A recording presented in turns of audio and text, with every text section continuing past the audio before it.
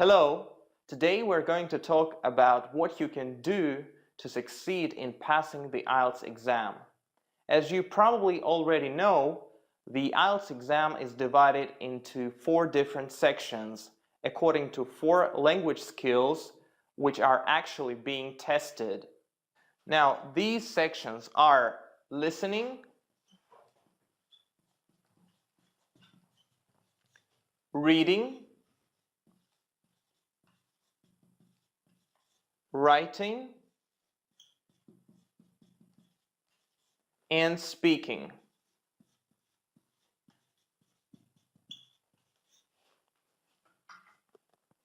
Let's now focus on each of them in order to understand how to give better answers. The listening part lasts 30 minutes and you will be given some more 10 minutes to write your answers onto a paper sheet. It actually consists of 4 sections and each of them is a bit more difficult than the previous one. Remember that you will hear the recording only once. To help you prepare, you will be given some extra time at the beginning of each 4 sections. The reading test lasts 60 minutes. Within that time, you must complete 3 separate sections with a total of 40 questions. Each section is a little bit more difficult than the other before and features authentic passages. Now, each section contains 12 to 30 questions and you will be asked 2 or 3 different types of questions in each section. See, there are several possible types of question. These are sentence completion, summary, note, table, flowchart completion, short answer question, and diagram label completion. Writing. The writing paper lasts 1 hour. There are 2 separate writing tests, one for academic candidates and one for general training candidates.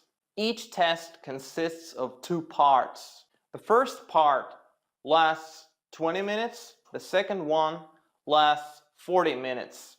During the writing test, you may be offered various writing tasks which challenge you to show your writing abilities. The speaking test is a sort of interview with an examiner that lasts between 11 and 14 minutes. The interview has 3 separate parts. In part 1, the examiner will ask you questions about familiar topics like family, hobbies, and things like that.